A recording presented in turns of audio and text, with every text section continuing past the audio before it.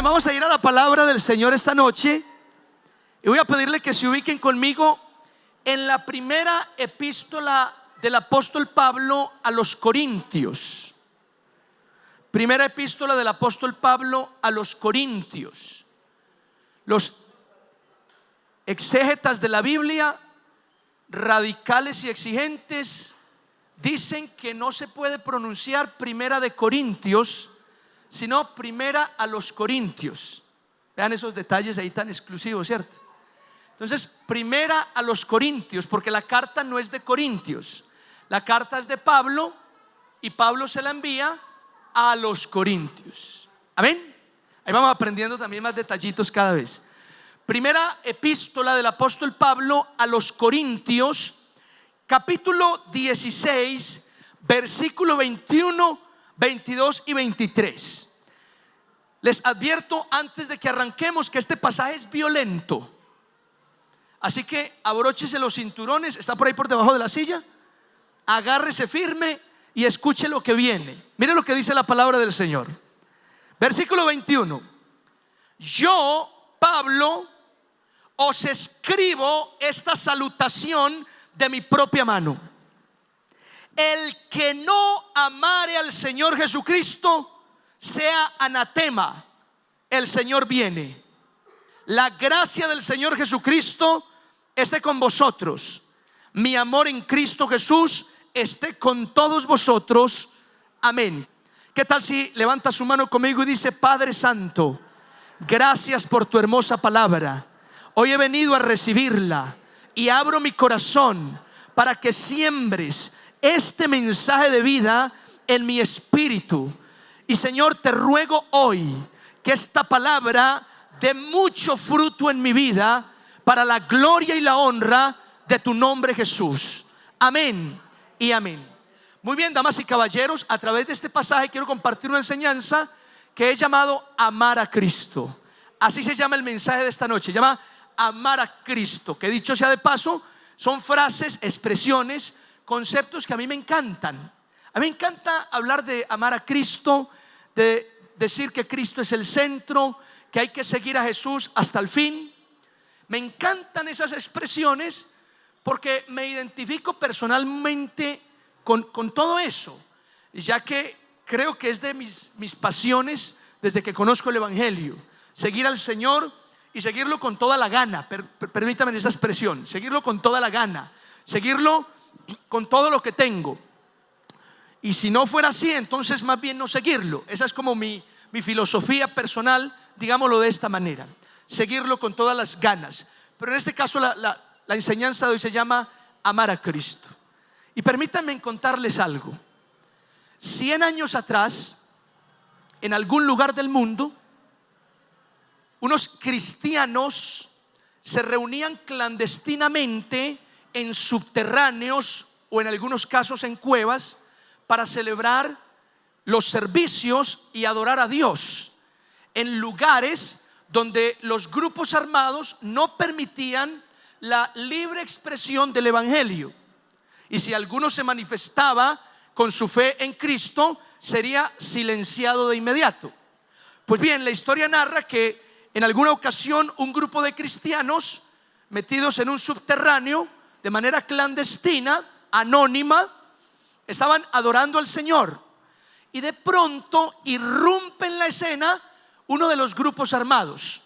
El líder dispara hacia arriba, haciendo que todo el mundo se amedrente. Entonces paran el servicio y acto seguido el grupo armado anuncia que les dará la oportunidad a cada uno de esos cristianos de vivir, de respetarles la vida, si tan solo niegan a Cristo y renuncian al Evangelio. De toda la montonera, diría una hermana, de toda la montonera que había ahí, la mayoría de cristianos salieron corriendo, negando a Cristo y renunciando al Evangelio. En ese punto del servicio, lo que más importaba era salvar la vida. Era, en otras palabras, librar el pellejo.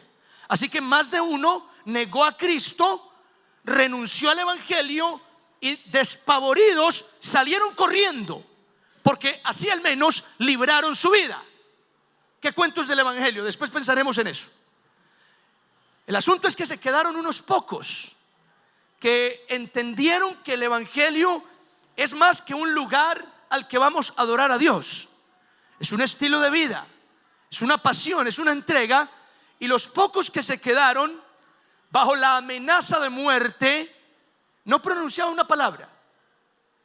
La historia cuenta que aquellos subversivos, apuntando con el arma a los pocos cristianos que quedaron, luego sonrieron y le dijeron a los que estaban ahí: bueno, ahora sí vamos a adorar al Señor como debe ser, porque nos quedamos los cristianos de verdad.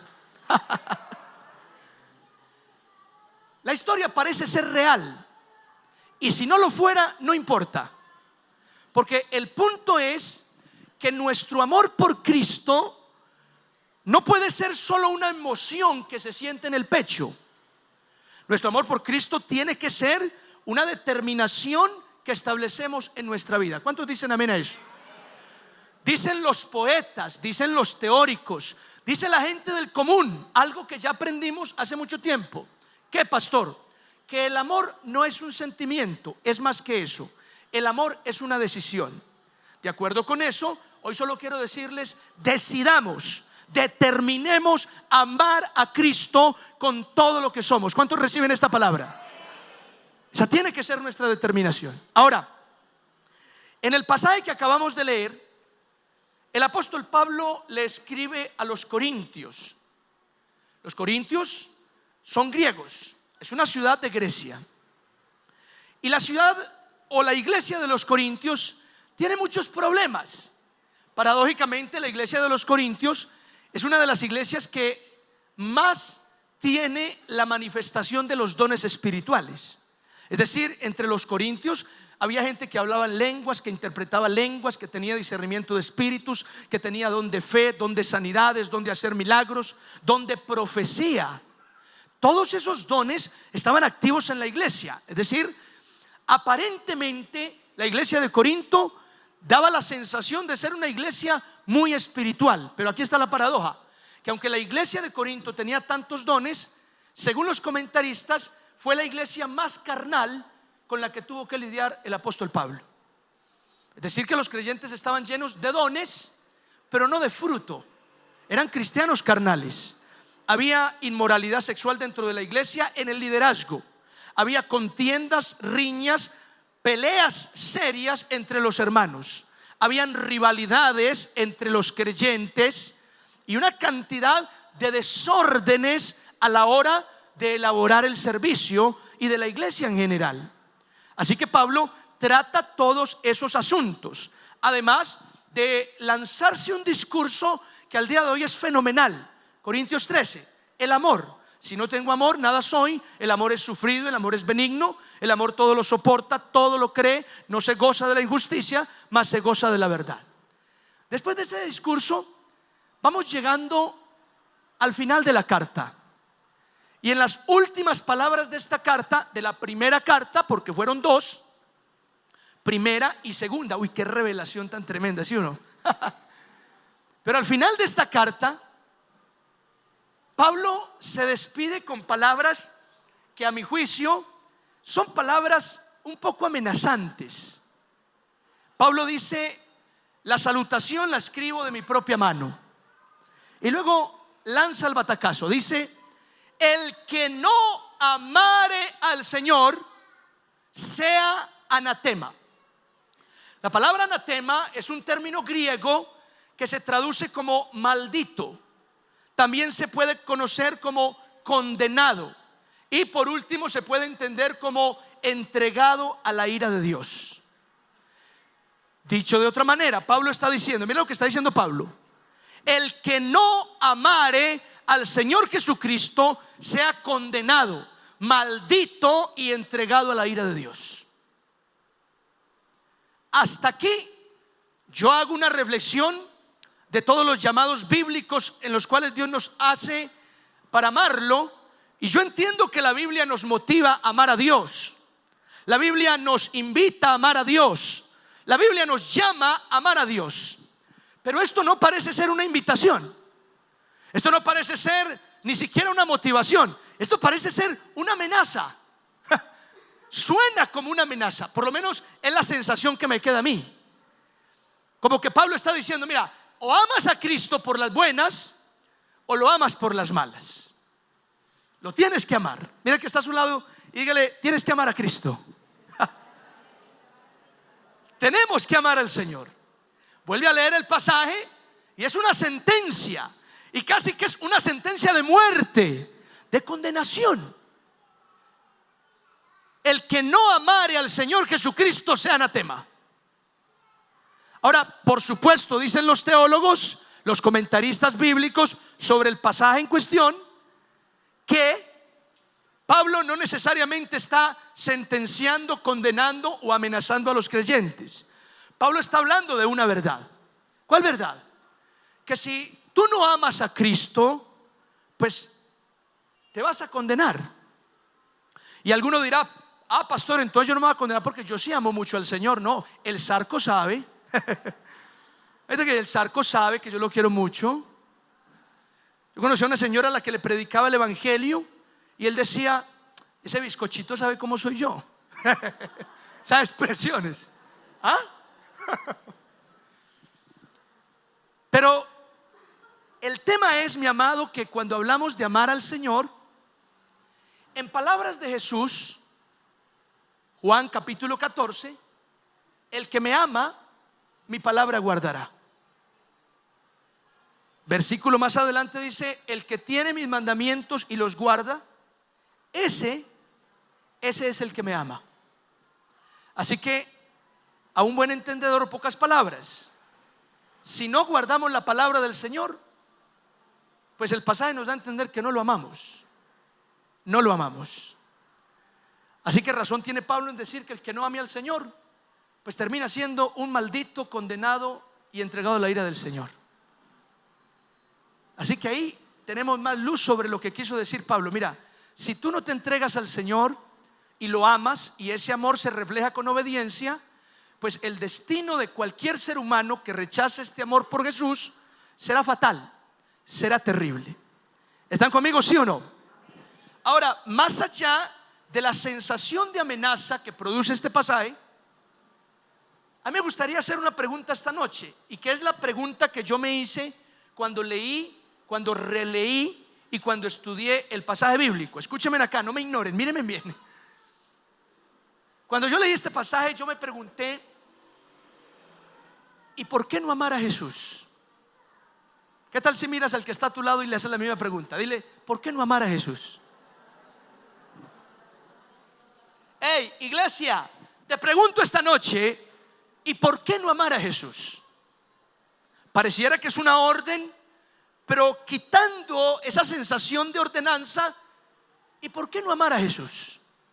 Esa pregunta tiene muchas respuestas. ¿Por qué no amar a Jesús si Jesús murió por nosotros en la cruz? Amén. ¿Por qué no amar a Jesús si Jesús perdona nuestros pecados? ¿Cuántos dicen amén a eso? ¿Por qué no amar a Jesús si Jesús intercede ante el Padre por nuestras vidas? ¿Cuántos dicen amén? ¿Por qué no amar a Jesús si Jesús nos acompaña todos los días hasta el fin del mundo? ¿Por qué no amar a Jesús? ¿Lo notan? Hay muchas respuestas a esa pregunta, pero hay una respuesta en especial en la que quiero concentrarme el resto del mensaje, y nos vamos para la casa. Así de sencillo. Hay una respuesta específica en la que yo quiero centrar mi atención esta noche. Así que si me preguntas por qué no amar a Jesús, yo respondería algo más o menos así. ¿Por qué no amar a Jesús si amar a Jesús no es difícil? ¿Qué? Lo que acabas de escuchar.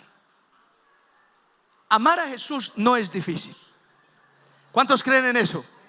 Algunos lo dijeron con duda, pero déjenme aclarar el punto. Escuchen con atención y ya llegaremos a una bonita respuesta. ¿Por qué no amar a Jesús si amar a Jesús no es difícil? Mis amados, amar a Cristo no es difícil. La gente que conoció a Jesús fácilmente se enamoraba del maestro. Los fariseos mandaron alguaciles para que arrestaran a Cristo, y cuando llegaron con las esposas, con los bolillos y las cadenas, justo estaba en media predicación Jesús, Entonces los alguaciles se sentaron un momentico como para no interrumpir al maestro y hacerlo quedar mal, pero apenas termine le echamos mano. Sin embargo se quedaron ahí y se fueron embelezando con la enseñanza del maestro, una cosa asombrosa, apoteósica dirían otros, y quedaron atrapados con el mensaje de Jesús. Al final se les olvidó por qué habían ido allá. Cuando terminó el maestro y dijo: bueno, Dios los bendiga, nos vemos la otra semana, todo el mundo se fueron, y los alguaciles, ay, nosotros también nos vamos. Y nos fuimos y se fueron para donde los fariseos, y los fariseos dijeron: ¿qué hubo? No lo arrestaron. Y ellos se miraron. Nunca hemos visto a un hombre hablar así. ¡Ja! Hermoso. Y los fariseos, furiosos, les meten severo regaño. Ese pasaje muestra cómo Jesús tenía una facilidad para convencer, para atrapar a las personas. La gente del común se maravillaba con el maestro. Mujeres que escuchaban a Jesús hablar saltaban de entre la multitud gritando: bienaventurado los pechos que mamaste y el vientre que te trajo. La gente se asombraba de su doctrina y la gente se acercaba a Jesús con una facilidad, lo cual hacía que las personas se enamoraran fácilmente del Señor. Dijo un predicador: cada uno vive a Cristo como se lo imagina. Muy interesante afirmación. Cada uno vive a Cristo como se lo imagina. Pues bien, yo estudio los evangelios, los leo y los releo, y cada vez que los leo yo entiendo a un Jesús, no sé cómo, ustedes me dirán que estoy deschavetado, pero yo entiendo a un Jesús que realmente ama, y ama de verdad a las personas. Yo entiendo o trato de entender cuando Juan dijo que el Hijo del Hombre no vino para condenar al mundo, sino para que el mundo sea salvo por él.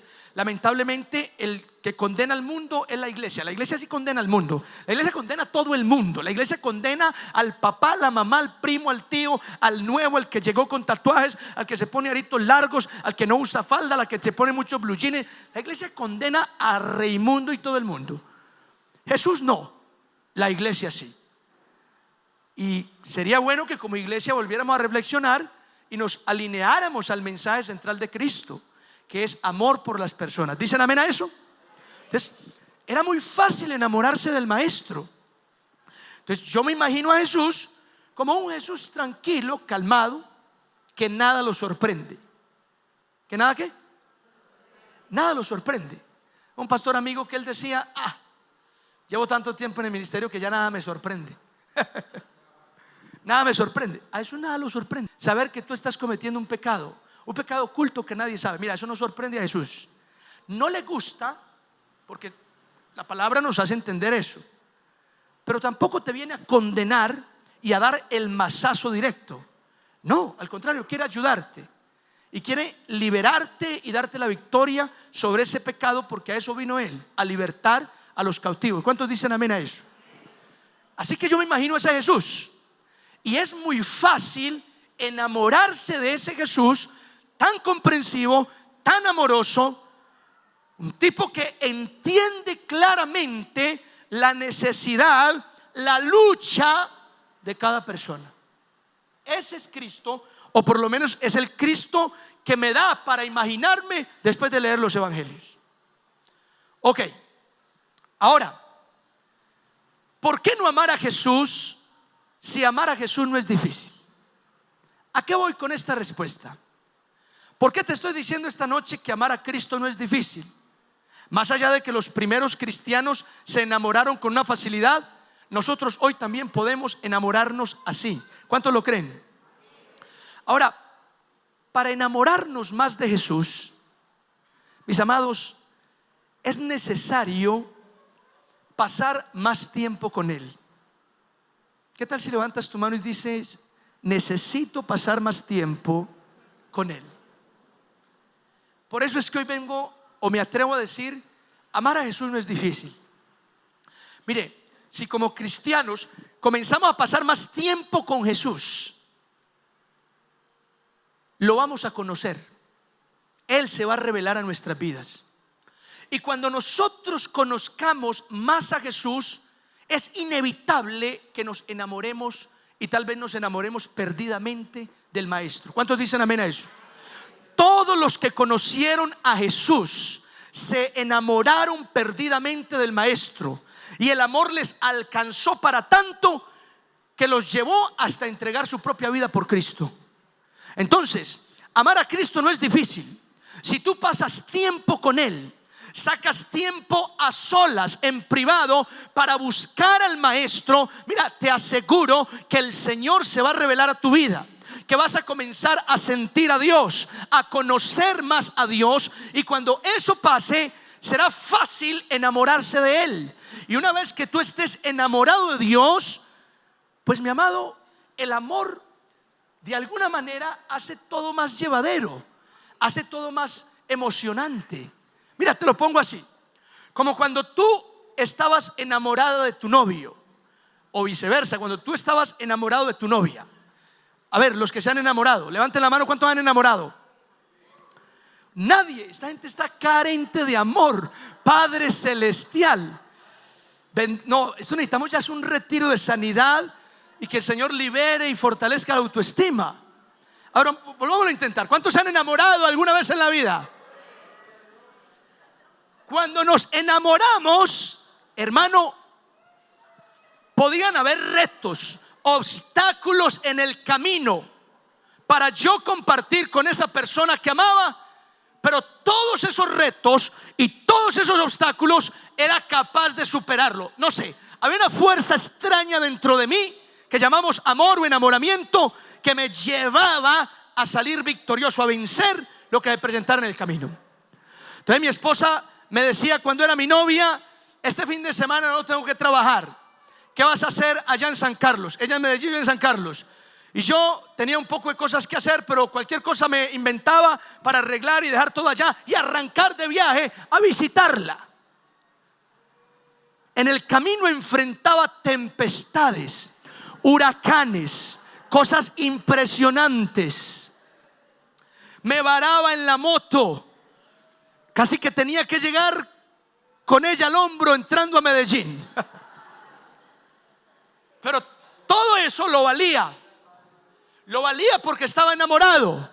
Y el amor que sentía por esa mujer, pues hacía que los obstáculos, que las barreras, que las dificultades fueran totalmente llevaderas. Es decir, no me desanimara ni me costara trabajo sortear esas situaciones. ¿Están conmigo? Digan amén. Lo mismo ocurre, mira, cuando tú te enamoras de Dios, cuando te enamoras realmente del Señor, obedecer sus mandamientos no es una carga para ti, es un deleite. ¿Cuántos dicen amén?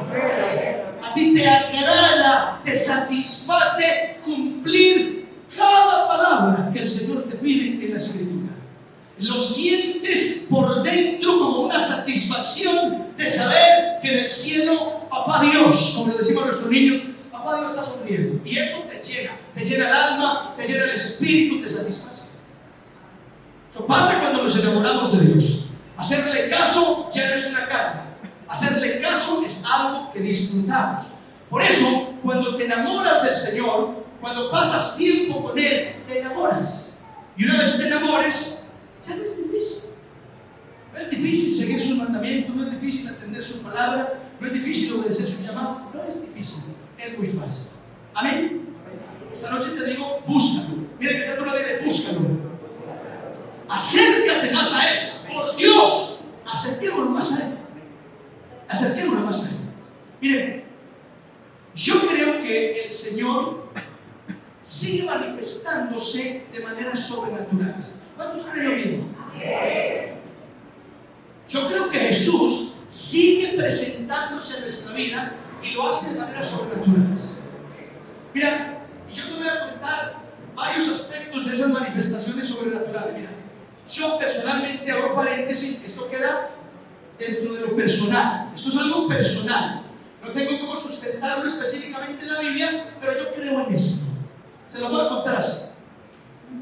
Una amiga me contó que en cierta ocasión tenía muchos problemas, muchas dificultades. En esos momentos oró al Señor.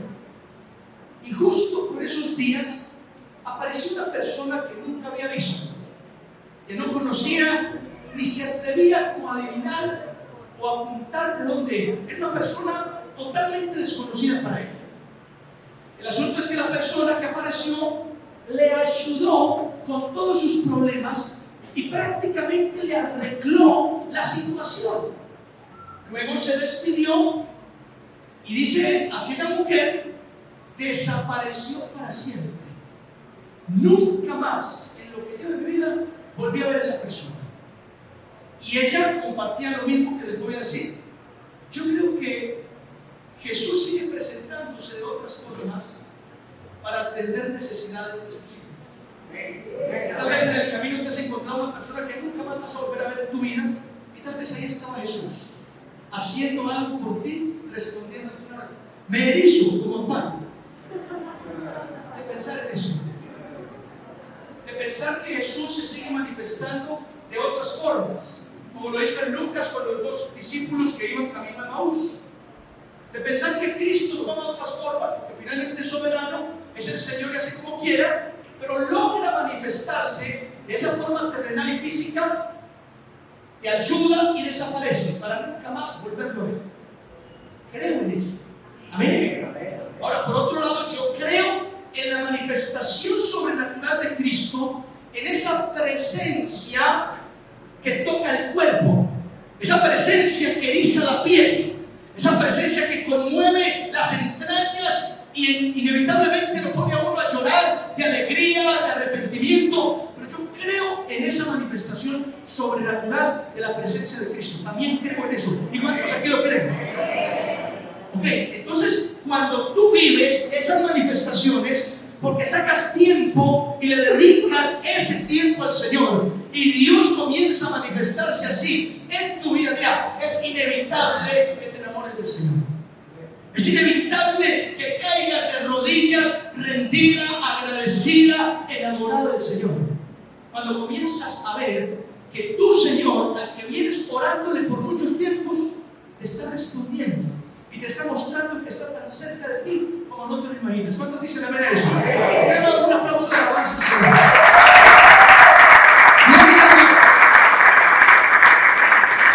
Yo creo en eso, hermanos. Yo creo en esas manifestaciones del Señor.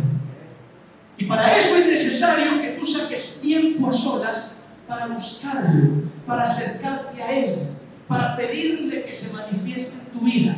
Cuando eso pase, insisto con lo mismo, vuelvo a repetir, te vas a enamorar más de Dios.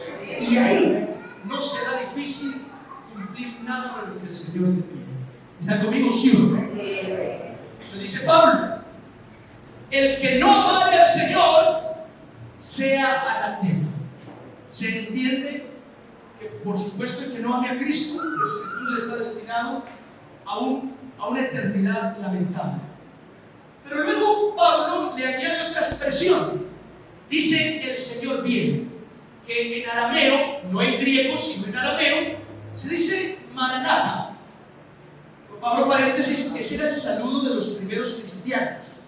Los primeros cristianos no se saludaban Dios te bendiga o Dios te bendice, Dios te bendice. Los primeros cristianos se saludaban Maranatha y respondía al otro, amén, ven Señor Jesús. Amén. Pues Pablo dice que el Señor viene pronto. Los primeros cristianos están convencidos que el Señor venía pronto. Bueno, han pasado 2000 años, pero el Señor viene pronto. Amén. Ahora escuchen esto. Parecerá algo jocoso, pero si los primeros discípulos estaban convencidos que la venida del Señor ya estaba cerca, ¿cuánto más hoy? ¿Cuánto más hoy? Es decir, si ayer se atrevían a abrir la boca a ellos para decir, pilas, Señor ya está que llega, prepárate, hoy con más razón me paro en un púlpito y te digo, prepárate que el Señor está cerca. Y si no lo amas, la Biblia dice que serás anatema, condenado, entregado a la ira de Dios. Así que prepárate. Y qué mejor preparación la de una persona que decide amar al Señor. Esa es la mejor preparación. Que tú determines amar al Señor con toda tu mente, tu alma, tu fuerza y tu corazón. Si esto determina radicalmente en tu vida, mira, ya estás preparado. Que venga el Señor cuando venga y que pase lo que tenga que pasar. ¿Dicen amén? Ahí está. Y hay una relación entre esas dos expresiones. El que no amare al Señor sea anatema, Maranatha, el Señor viene pronto. El Señor viene pronto. Así que preparémonos para la venida del Señor. Y la mejor forma es amar a Cristo. Amar a Cristo. Ahora, Jesús dice que el mandamiento principal de toda la Escritura es: oye Israel, el Señor tu Dios, el Señor uno es. Y amarás al Señor tu Dios, ¿cómo? Con toda tu alma, con toda tu mente, con todas tus fuerzas y con todo tu corazón. De acuerdo con Jesús, ese es el mandamiento principal. Hay un segundo semejante primero, pero el primer mandamiento, el mandamiento central, en otras palabras, lo más importante en toda la Escritura, es que tú y yo amemos a Dios con todo nuestro ser. ¿Están conmigo, sí? Ahora, lo curioso de este llamado es que Dios nos manda, Dios nos ordena que lo amemos, porque eso es un mandamiento. Si es un mandamiento, es una orden. Entonces mira cómo funciona. Dios te ordena que ames, que lo ames a Él, te ordena. Pero al mismo tiempo no quiere que tú lo ames porque debes hacerlo, sino que lo ames voluntariamente. Hay una especie de paradoja nuevamente en esa parte. Dios me ordena que lo ame, pero no quiere que lo ame porque me toca amarlo, sino que lo ame voluntariamente. Y volvemos otra vez al círculo. Para amar voluntariamente al Señor no es tan difícil. Amar voluntariamente a Jesús no es un asunto tan complicado. Solo basta pasar tiempo con Él, y a la medida que lo conocemos, inevitablemente nos enamoraremos del Maestro. ¿Cuántos dicen amén a eso? Amemos al Señor. Decía Teresa de Calcuta: en las mañanas busco a Jesús en oración, en las tardes busco a Jesús en las calles. Qué bonito. Que busquemos al Señor siempre, de muchas maneras: a través de la oración, a través de la escritura, a través de la relación con las personas, a través de la iglesia, a través del ayuno, a través de los paisajes que nos permite ver, contemplar. Pero que busquemos al Señor. Hermanos, busquemos intencionalmente a Cristo, y algo grande pasará en nuestras vidas. ¿Están conmigo, Señor? Voy a terminar con eso. Voy a terminar así. Escúchenme. Policarpo fue un cristiano de los primeros siglos. No recuerdo con exactitud, no me pregunten porque se me tira el mensaje ya, pero no recuerdo si fue en el segundo o en el tercer siglo. Pero Policarpo fue un creyente muy consagrado a Jesús. Cuando el Imperio Romano lo captura para torturarlo por causa de su fe, el emperador de turno lo amenaza con el fuego ardiente y lo amenaza con las fieras salvajes, los leones, si no se retracta de su fe en Jesús y reconoce al emperador como Señor y César. Ante estas amenazas, la respuesta de Policarpo fue: llevo 80 años caminando con mi Señor, y en estos años mi Señor nunca me ha fallado. ¿Por qué habría yo de fallarle ahora? Y la historia cuenta que Policarpo fue lanzado a las llamas ardientes.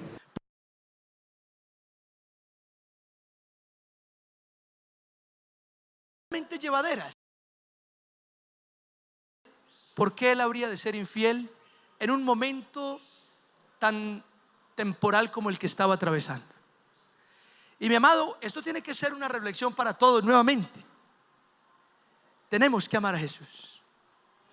Debemos amar a Cristo y amarlo con todo lo que somos. De eso se trata el Evangelio, de eso se trata la vida cristiana. Que tú ames tanto a Cristo que al final termines pareciéndote más a Él. ¿Cuántos dicen amén a esto? ¿Qué tal si cierras tus ojos, inclinas tu rostro?